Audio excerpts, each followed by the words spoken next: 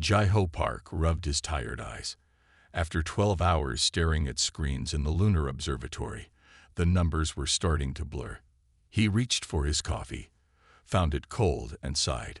Just 2 more hours until his shift ended. The screen in front of him beeped. Jai-Ho sat up straight. That was odd. The deep space scanner had picked up something near Pluto's orbit. "Computer, analyze signal," he said. The computer worked for a moment. Unknown pattern. Not matching any human broadcast. Jai-Ho's heart beat faster. Could it be? After years of searching the stars, had he found what everyone was looking for? "Send data to my personal screen," he said, fingers already flying across his keyboard. This wasn't random space noise. The pattern repeated too perfectly. He grabbed his phone and called his boss. "Director Kim, I found something you need to see." 3 days later, Jai-Ho stood in a room with Earth's top scientists and military leaders. His discovery was on every screen. "The signal repeats exactly every 42 seconds, he explained. "We believe it's artificial, and it's getting stronger." General Carter frowned. "Stronger means closer. Are we looking at a possible threat?" "We don't know," Jai-Ho admitted. "But we've started to decode it. Dr. Lee has made progress." Hannah Lee stepped forward. At 38, she was the world's leading expert in language patterns. "We think it's a message," she said, "and based on the rhythm and repetition, it matches what we would design as a distress call." The room went quiet. "Someone out there needs help," Hannah continued. "And they're heading toward our solar system." Captain Da-Hyun Kim walked the halls of the ESS Pathfinder, Earth's most advanced ship. Built for exploration, it was now being prepared for humanity's first alien encounter. "Captain on deck," his first officer called as Da-Hyun entered the bridge. At ease, Da-Hyun said, "Status report. All systems green. We're ready to launch in 30 minutes." Da-Hyun nodded. His crew of 50 was the best Earth had to offer. Jai-Ho Park and Hannah Lee had also joined as specialists. "This is what we trained for," he told his crew. "We don't know what we'll find out there, but we'll face it together." The Pathfinder traveled for 2 weeks before reaching the source of the signal. What they found left everyone speechless. "My God," Da-Hyun whispered. On the main screen was a ship. An alien ship. It was huge, at least 3 times the size of the Pathfinder, with a sleek design that reminded Da-Hyun of sea creatures. But it was clearly damaged. Parts of its hull were torn open, and debris floated around it. "Life signs?" he asked. "Scanning," his science officer replied. "Yes, Captain. We're detecting movement inside." Hannah stepped forward. "Captain, I think we should broadcast a greeting." "Agreed. Use the pattern we prepared." Hannah sent their message, a simple mathematical sequence followed by a greeting in multiple Earth languages. They waited. 5 minutes later, the alien ship responded. Strange symbols appeared on their screen. "I think they're inviting us to dock," Hannah said after studying the message. "There's urgency in the repeated patterns." Da-Hyun made his decision. "Prepare a boarding team. Dr. Lee, Mr. Park, you're with me. First Officer Chen, you have the bridge." The boarding team wore spacesuits as they entered the alien ship through an airlock. Da-Hyun led, with 2 security officers behind him, followed by Jai-Ho and Hannah. The inside of the ship was lit with a soft blue light. The corridors were wider and taller than human ships. The air, when they tested it, was breathable but had less oxygen than Earth normal. "They must be larger than us," Jai-Ho whispered. They followed a blinking path of lights until they reached what appeared to be a command center. And there they saw them, aliens. They were tall, nearly 8 feet, with 4 arms and skin that shimmered with a blue-green color. Their faces had large, dark eyes and small mouths. 3 of them waited, watching the humans cautiously. One stepped forward. It wore what looked like a uniform with symbols that matched those from the message. Hannah activated her translation device, which began recording everything. The alien spoke, its voice musical and high. "Thank you for helping," the device translated after a moment. The words were simple but clear. "We received your distress call," Dahyun said. "What happened to your ship?" The alien touched a panel, and a hologram appeared showing another ship, this one with sharp angles and red lights. "Vorsath," the alien said.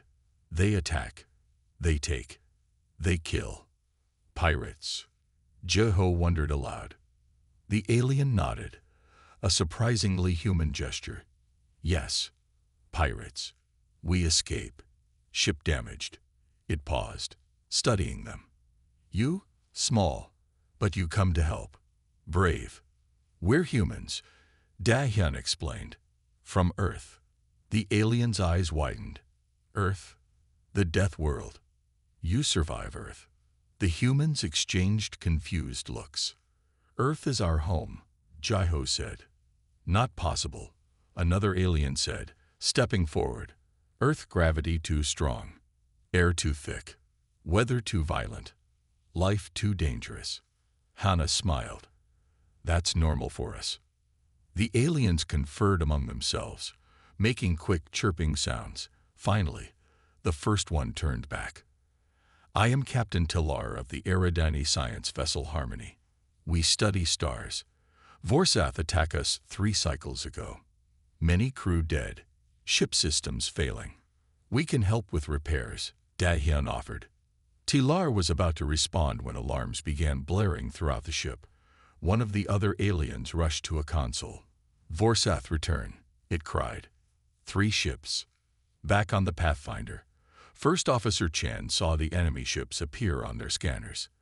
They were larger than the Pathfinder and heavily armed. "Shields up," she ordered. "Warn the captain." "We need to get back to our ship," Dahyun told Tilar after receiving the warning. "No time," Tilar said. "Vorsath too close. They will destroy small ship."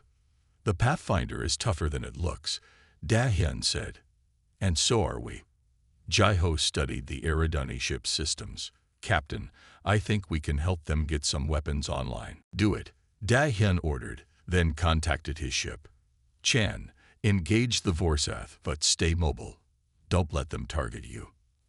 "Understood, Captain," Chan replied. The battle began moments later. The Vorsath ships fired on both the damaged Eridani vessel and the Pathfinder, but the human ship moved with surprising speed, evading most hits. On the Eridani bridge, Jeho worked with their engineers to restore power to one weapon system. Dahyun coordinated with Chan, creating a strategy that confused the Vorsath, who expected an easy victory. "They think we'll surrender," Dahyun explained to Tilar. "They don't know humans." The Pathfinder darted between the larger Vorsath ships, firing precisely at their weak points. When one Vorsath ship managed to lock on, the Pathfinder took a direct hit. "Human ship damaged," Tilar exclaimed. "They cannot survive such force." But the Pathfinder continued fighting. Jeho got one of the Eridani weapons working, and together the 2 ships focused on one Vorsath vessel until its engines failed. Seeing one of their ships disabled, the other 2 Vorsath vessels retreated, jumping away to safety. Later, as human engineers helped repair the Eridani ship, Tilar spoke with Dahyun, Jeho, and Hana. "We not understand," Tilar said. "Your ship small, your body's fragile-looking, but you fight like warriors from legend." "We did what anyone would do," Dahyun said. Tilar made a sound like gentle laughter. "No, Captain. What you did, most species cannot do. You come from Earth, a Class 12 death world. The conditions that shaped your kind, they make you different." "Death world?" Jeho asked. "What does that mean?" "In Galaxy, worlds ranked by difficulty of survival," Tilar explained. "Most civilized species come from worlds ranked 3 to 5. Comfortable places. The Vorsath from Class 7, considered very harsh. But Earth is Class 12, almost highest level. Few species can even visit such a planet without special equipment. And we just live there, Hannah said with wonder. Yes, Tilar agreed. You are Deathworlders. Your bodies evolved to survive conditions most find impossible. Your strength, endurance, speed, to us, they seem like powers. Dahyun thought about this. So to the galaxy, we're the tough ones. More than tough, Tilar said. You answered distress call without knowing who sent it. You faced danger to help strangers.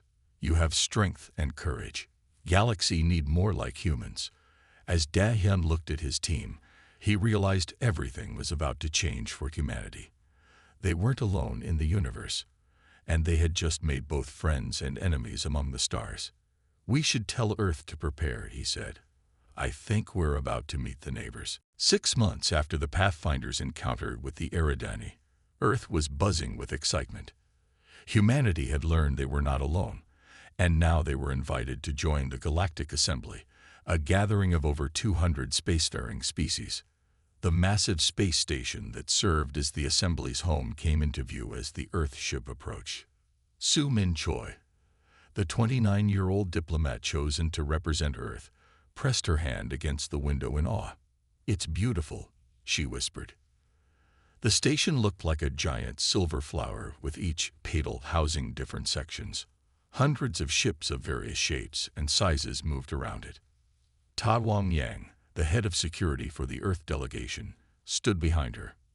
The 45-year-old former Special Forces soldier kept his face blank, but his eyes missed nothing. Beautiful, yes, he said, but remember what Captain Kim told us about the Forsyth. Not everyone will welcome us. Su Min nodded. After the Pathfinder's battle, the Eridani had spread word about human capabilities throughout the galaxy. Some aliens were curious, others fearful. That's why we're here, she said, to build bridges. The docking bay was filled with aliens of all shapes and sizes. Most stayed at a distance from the humans, watching with what seemed like caution. An Eridani official named Kilar, who Su Min learned was Talar's sibling, greeted them. Welcome to the Assembly, humans of Earth. We are honored by your presence. Su Min bowed slightly. The honor is ours. We look forward to joining the galactic community. As they walked through the station, Su Min noticed many aliens moved aside, creating a wide path. Some whispered to each other, pointing at the humans. Why are they staring? She asked Kilar quietly. You are Deathworlders, Kilar explained. Many here have never seen your kind. They are cautious. Afraid, you mean, Ta Wang said bluntly. Kilar's blue-green skin shifted color slightly. Yes, your physical capabilities exceed most species here. Even the way you move seems powerful to them. Su Min hadn't considered this. She was average height for a human woman, with a slim build. Yet here, she was seen as potentially dangerous. We mean no harm, she assured Kilar. I know this, the Eridani replied. But trust takes time to build. Min Ji Kang, the 33-year-old exobiologist in their group, spent her first week studying alien physiology. She was given access to the Assembly scientific archives, which contained information on thousands of species. This is amazing, she told Su Min during a break. Based on these records, the average human is about 5 times stronger than most galactic species. We can also endure conditions they find lethal. Like what? Su Min asked. Temperature changes, for one. Many species can only survive in a narrow temperature range, and gravity. Earth's gravity would crush most of them. Even our air would be too thick for some to breathe. No wonder they keep their distance, Su Min mused. Min Ji nodded. There's more. Humans heal faster than most. We can eat a wider variety of foods, and our endurance is off the charts compared to them. So we're like super aliens, Su Min said with a small smile. To them, yes, but there's a downside. Many powerful species look down on Deathworlders as primitive. They think we're just strong because we had to be, but that we lack sophistication. Su Min frowned. We'll prove them wrong. The first official assembly meeting was held in a vast chamber with thousands of seats. Each species had their own section. The human delegation was given a small area near the back. As Su Min took her place, she noticed the seats were too soft, the air too thin. The temperature was uncomfortably warm. She realized the station was set for the comfort of most species, not humans. An alien with 6 limbs and golden skin took the central platform. I welcome all to this gathering. Today we consider the petition of the humans of Earth to join our assembly. Murmurs filled the room. Su Min straightened her back, aware of all the eyes on her. The Eridani have sponsored this petition. The golden alien continued. They speak of human courage and strength, but the Vorsath delegation has raised concerns. A tall, muscular alien with red skin and sharp features stood. Su Min recognized the Vorsath from the descriptions given by the Pathfinder crew. Humans come from a Class 12 death world, the Vorsath representative said, voice deep and harsh. They are dangerous, unpredictable. They attacked our ships without provocation. That's not true. Su Min stood up, anger flaring. Your ships attacked the Eridani. We defended them. The chamber erupted in surprised chatter. Many aliens seemed shocked at her outburst. The golden alien raised all 6 arms. Order, please. Human representative, you must follow protocols. You will have your turn to speak. Su Min sat down, embarrassed but still angry. Kilar leaned over. Do not worry. Many here know the Vorsath twist truth, but showing anger, it frightens them. They see it as proof of your dangerous nature. Su Min took a deep breath. She needed to be more careful. That evening, a reception was held for all representatives. Su Min wore her formal diplomatic attire and tried to mingle, but many aliens kept their distance. Don't take it personally, Tai Wang said, appearing at her side with a drink that was safe for human consumption. They just need time. Suddenly, a commotion broke out across the room. 3 large aliens with scales and long tails were confronting a small, fragile-looking alien with translucent skin. Pay what you owe, Lumari, one scaled alien growled, or we will take it from you. The small alien trembled. Please, give more time. No one moved to help. Su Min looked around in disbelief. Security should handle this, Tai Wang said, but his hand was already reaching for the weapon hidden under his jacket. Before he could act, the scaled alien grabbed the smaller one. Without thinking, Su Min marched over. Let them go, she demanded. The scaled aliens turned, looking down at her with yellow eyes. One laughed. Little human, this is not your concern. Go back to your death world. I said, let them go. Su Min kept her voice steady. The assembly has rules against violence. And who will enforce them? You? The scaled alien reached for her. In a blur of motion, Tai Wang appeared. He grabbed the alien's arm and twisted. The alien let out a surprised yelp of pain and dropped to its knees.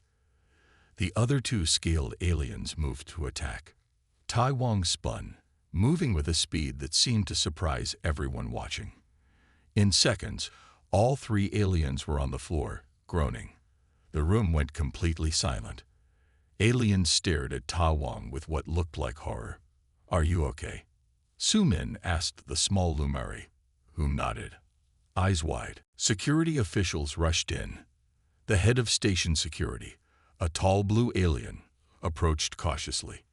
What happened here? She asked. These 3 were threatening this person, Su Min explained. We intervened when no one else would. The blue alien looked at the scaled aliens, then at Tai Wang. You subdued 3 Drakari warriors, alone, without weapons. Tai Wang shrugged. They weren't that tough. Whispers spread through the room. Su Min could guess what they were saying. The human had just confirmed their fears about Deathworlders. But then the Lumari spoke up. These humans protected me when no one else would. They showed courage and honor. Other aliens began to nod. An elderly Eridani stepped forward. I have studied Earth history. Humans often risk themselves to help others, even strangers. Perhaps this strength they have, it is not something to fear, but to value. The blue security chief looked thoughtful. Perhaps. But next time, human, please call security first. As they left the reception, Kilar caught up with them. The assembly is talking. Some fear you more now. But others begin to see humans differently, as protectors, not just warriors. Su Min smiled. It was a start. Later that night, as Su Min prepared for bed in her quarters, an urgent message came through.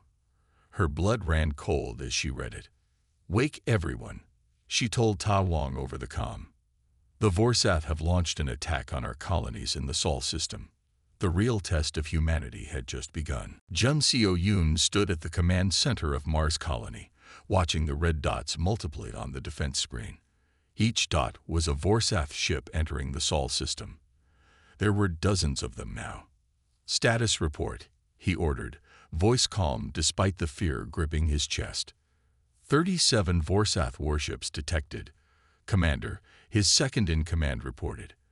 "They've already hit the outer defense stations. Europa colony has gone dark." Jun Seo closed his eyes briefly. 10,000 people lived on Europa. He hoped they had reached the emergency shelters in time.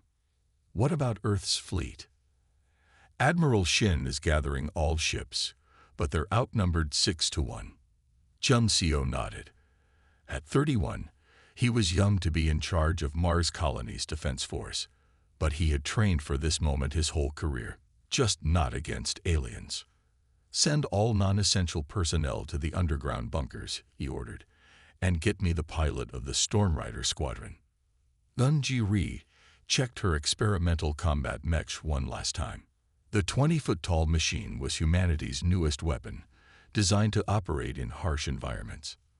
Now it would face its first real test. Her comm unit beeped. "Lieutenant Ri, this is Commander Yoon." "Yes, Commander," she answered, climbing into the cockpit. "The Vorsath will reach Mars in 2 hours. We need time for the civilians to reach the bunkers. Can your squadron delay them?" Jai looked at the 11 other pilots preparing their mechs. They were all watching her. "We'll do more than delay them, sir. We'll show them what happens when you attack a Deathworlders' home." "Good luck, Lieutenant. Mars stands with you." Ji closed her cockpit and addressed her squadron. "All right, Stormriders. Our job is to keep those Vorsath busy while our people get to safety. The aliens think we're easy targets. Let's prove them wrong." Admiral Junho Shin watched from the bridge of the ESS Defender as his hastily assembled fleet took formation near Earth's moon. At 40, he had never expected to lead Earth's first space battle against alien invaders. "Sir, all ships report ready," his communications officer said. Junho studied the tactical display. His fleet of 50 ships was Earth's main defense. Most were exploration or transport vessels, hastily fitted with weapons. Only 10 were actual warships. Against them came the Vorsath Armada, nearly 300 ships with technology centuries beyond Earth's. "Sir," his tactical officer said nervously, "conventional wisdom says we should retreat." Junho smiled grimly. "Conventional wisdom doesn't apply to humans, Lieutenant. We don't give up our homes without a fight." He turned to his crew. "Send to all ships. We fight by Earth rules now."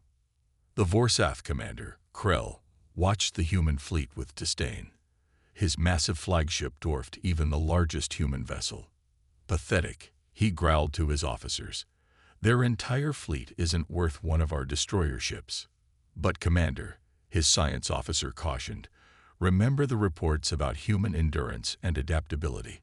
"The Deathworlders are primitives who got lucky once," Krell interrupted. "Our spies in the assembly have provided full data on human capabilities. They are stronger than most species, yes, but our weapons are designed to overcome physical advantages." He gestured to the view screen. "Look at their formation.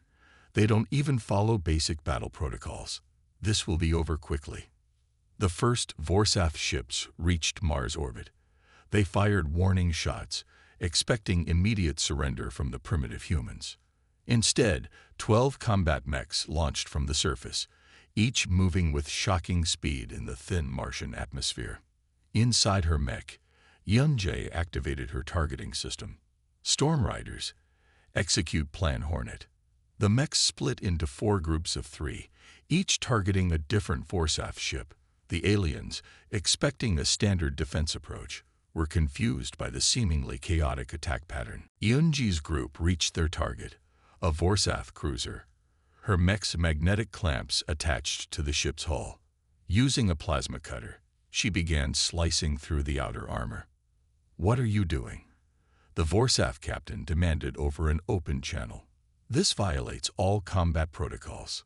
"We don't know your protocols," Yunji replied as her cutter breached the hull.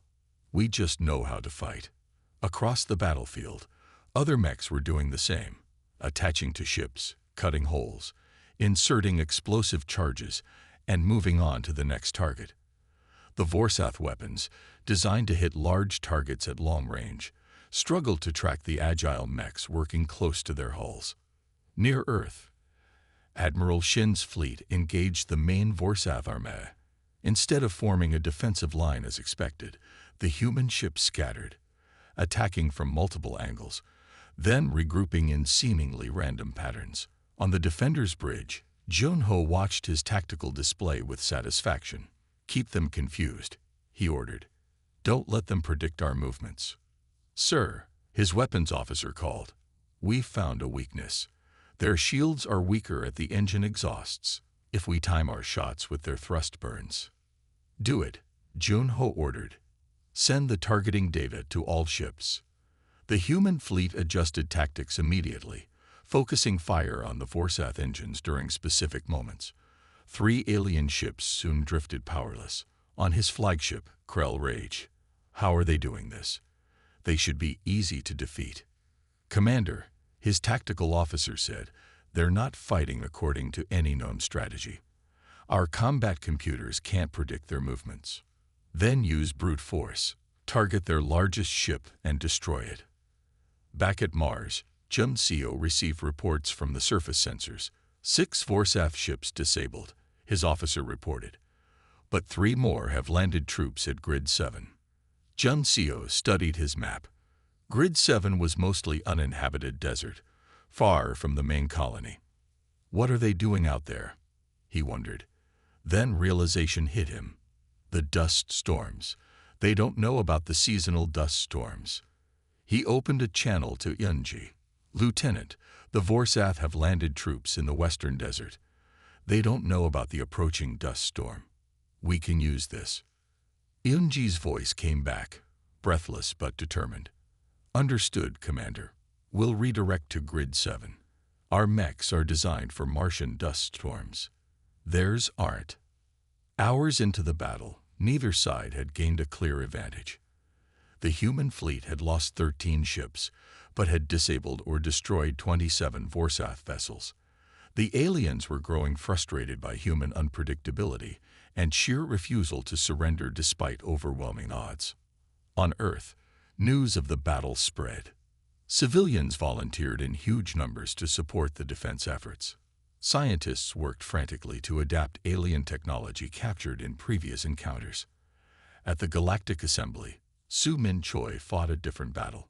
She stood before the council, her voice strong despite her exhaustion. "The Forsath attacked us without provocation," she declared. "They target our civilian colonies. This is not the action of a civilized species." The assembly members murmured among themselves. Many had dismissed humans as primitive Deathworlders, but their unexpected resistance against a superior force was changing perceptions. The Eridani representative stood. "The humans protected our ship when they had no obligation to do so. Now they fight to protect their homes with courage that humbles us.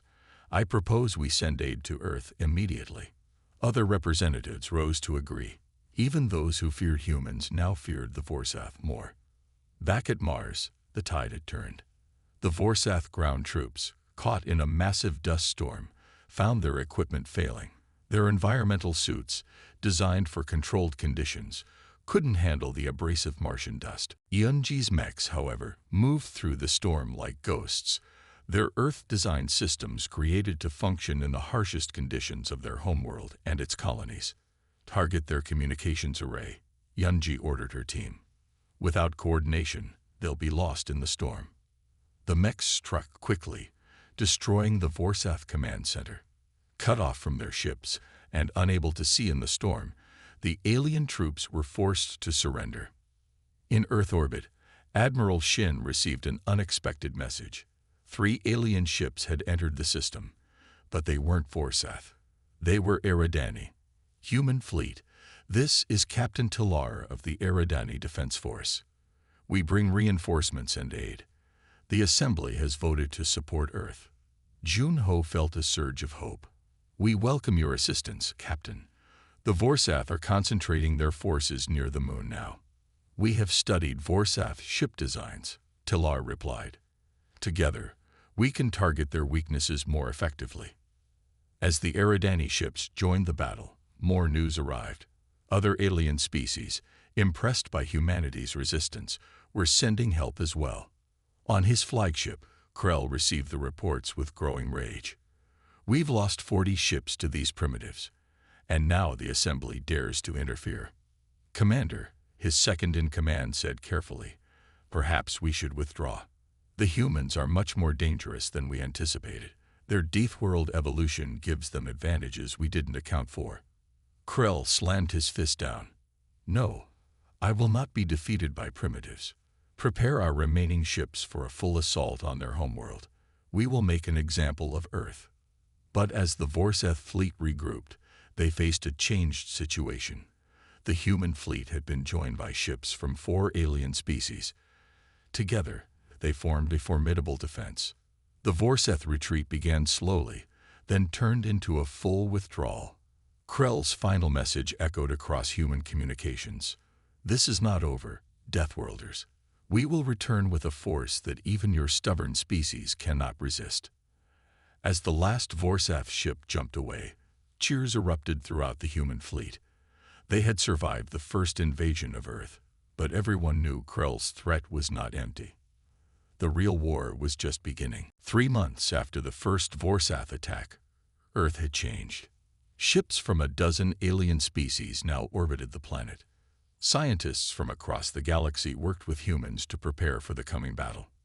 Some Hopark wiped sweat from his forehead as he studied the alien technology in his lab. At 36, he was leading the team combining human and alien tech to create new weapons. How's it coming? Admiral Shin asked, entering the lab. Sung-Ho gestured to the modified combat mech. We've incorporated Eridani shield technology with our existing designs. The power output is 5 times greater. And the pilot? Shin asked. Can handle more stress than before. Sung-Ho replied. That's our advantage. Most alien tech is limited by what their bodies can endure, but humans can take more punishment. Shin finished with a grim smile. Exactly. We're using our Deathworlder physiology as a feature, not a bug. At the Galactic Assembly, Yu Jin-Oh had been working tirelessly. The 30-year-old diplomat had noticed something interesting in the Assembly records. Earth wasn't the only Deathworld with sentient life. There are 3 other species from high-class worlds, she explained to Sumin. But they've kept their physical capabilities secret, fearing the same prejudice we faced. Sumin looked at the data. The Kralin from a Class 10 world with high radiation, the Volki from a Class 11 ice planet, and the Myth from a Class 11 high-pressure world.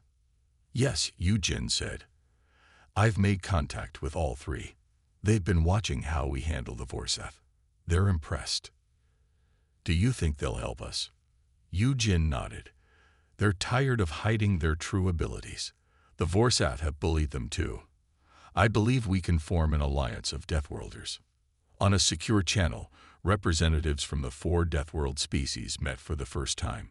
Admiral Shin and Sung-Ho joined from Earth's side. The Kralin were tall, with skin that seemed to shimmer with energy. The Volki had thick fur and powerful bills. The Myth were shorter but densely muscled with gray-green skin. For too long we have hidden our true nature, the Kralin leader said. The so-called civilized species see our kind as dangerous primitives. The Vorsath know our secret, the Volki representative growled. They have threatened to expose us if we don't submit to their demands. They've done this to many worlds, Admiral Shin said. We've gathered intelligence showing the Vorsath Empire has conquered or intimidated over 30 planets. Then perhaps it's time for the Deathworlders to stop hiding, the myth leader suggested. Together, we have strengths the Vorsath cannot match. Sung Ho showed them the designs for the new hybrid technology. Each of our species has unique abilities. The Kralin can withstand radiation that would kill others. The Volki thrive in cold that freezes most species. The myth can function under crushing pressure. And humans, Admiral Shin added, have endurance and adaptability beyond what most species can comprehend.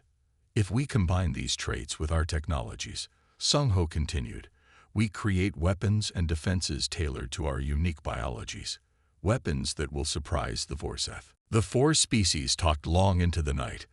By morning, the Deathworlder alliance was born. 2 weeks later, the warning came. The Vorsath had returned with a fleet 3 times larger than before. This time, they headed straight for Jupiter, where Earth had its largest fuel mining operation. Admiral Shin stood on the bridge of the new flagship, ESS Valor. The ship combined human design with alien technology, creating something unique in the galaxy.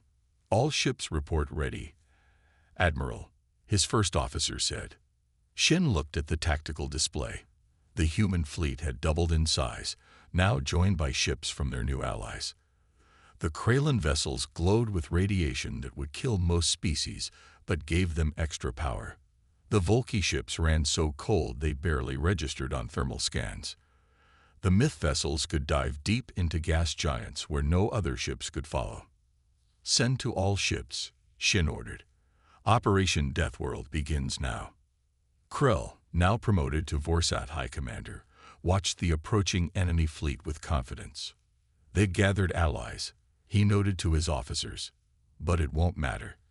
Our new weapons are designed specifically to counter human biology. High Commander, his science officer reported, we're detecting unusual energy signatures from some of the ships. They don't match known patterns. Krell waved this away. The primitives have cobbled together some new toys. Break them. The Vorsath fleet moved forward, their massive cannons charging. They expected the humans to scatter as before. Instead, the Allied fleet split into 4 distinct groups, each using very different tactics. Bunji Ri led her squadron of upgraded mechs directly toward the Vorsath flagship. Inside her new machine, she felt the increased power flowing through the controls. Remember, she told her pilots, their weapons are calibrated for soft targets.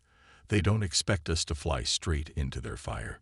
The mechs accelerated, their new Eridani shields glowing as Vorsath weapons hit them. But instead of breaking apart, the shields absorbed the energy. They've adapted their weapons for human biology. Sung Ho's voice came through her comm. But they didn't account for the hybrid tech. The shields convert their energy weapon fire into power for your systems. Eunji grinned as her power levels actually rose under enemy fire. Storm Riders, push forward. They're charging us up. Near Jupiter, the Volki ships disappeared into the gas giant's polar regions, where temperatures dropped to levels that would freeze most ships' systems. The Vorsath vessels that followed found their weapons and engines failing in the extreme cold. Meanwhile, the myth vessels dove deep into Jupiter's atmosphere, where the pressure crushed standard ships. They emerged behind the Vorsath fleet, attacking from an impossible angle. The Kralin ships flew directly through Jupiter's radiation belts, using the deadly energy to power special weapons that cut through Vorsath shields like they weren't there. On the ESS Valor, Admiral Shin watched the coordinated attack with satisfaction. Each Deathworlder species using their unique strengths, he said, and the Vorsath have no answer for it. On his flagship, Krell watched in growing horror as his fleet was taken apart by tactics he couldn't comprehend. Impossible, he shouted as another cruiser went dark. How are they surviving our weapons? High Commander, his tactical officer said, voice shaking. The enemy ships, they're doing things our ships cannot physically do. The cold, the pressure, the radiation. They're just primitives, Krell insisted. A new voice broke into their communications. We are not primitives, Krell, Admiral Shin said calmly. We are Deathworlders. The conditions that would kill your kind made us strong. As Krell watched, a squadron of human mechs breached his flagship's outer defenses. They moved with impossible speed and precision, their pilots enduring forces that would kill most species. Surrender your fleet, Shin continued, or we will be forced to destroy it. Krell looked at his tactical display. Half his ships were already disabled or destroyed. The others were being systematically picked apart by enemies who fought in ways his training had never prepared him for. For the first time in his life, the Vorsath commander felt fear. 3 days later, the leaders of the Deathworlder Alliance stood before the full Galactic Assembly. The Vorsath fleet had surrendered, and Krell was in custody, facing justice for crimes against dozens of worlds. For too long, the Vorsath have used fear and intimidation to control others, Su-Min told the assembly. They hid their true nature as conquerors behind a mask of civilization. And for too long, Yujin added, Deathworlders have hidden our true strengths, fearing prejudice. But those strengths, born from harsh worlds, make us uniquely suited to protect others. The assembly chambers were silent as the 4 Deathworlder representatives stood together. We propose a new galactic defense force, Admiral Shin said, one that celebrates the diversity of all species, where the strengths of one complement the weaknesses of others. The conditions that shaped us on our harsh worlds didn't just make us physically strong, Sun Ho explained. They taught us resilience, adaptability, and cooperation, qualities needed to face any challenge. One by one, representatives from across the galaxy stood to support the proposal. Even those who had once feared Deathworlders now saw the value of their protection. 6 months later, Captain Da-Hyun Kim stood on the bridge of a new ship, the GDF Explorer. Its mission, to search the galaxy for other Deathworlder species who might join the Alliance. Course set, Captain, his first officer reported. Da-Hyun nodded. Then let's go find more of our kind. As the ship accelerated into the darkness between stars, Da-Hyun thought about how much had changed. Humanity had gone from being alone in the universe to leading a galactic alliance in less than 2 years. When the galaxy cried out, he said softly, Deathworlders answered, and the stars themselves seemed to shine brighter in response. At the center of the Galactic Assembly, a new memorial stood. It honored all who had fallen in what was now called the Liberation War. At its base was an inscription in dozens of languages. From the harshest worlds come the strongest defenders. Honor those who turned adversity into strength. Remember those who answered the call with valor. The word Deathworlder, once whispered with fear, was now spoken with respect throughout the galaxy. And Earth, once considered a dangerous backwater, had become a symbol of hope for all.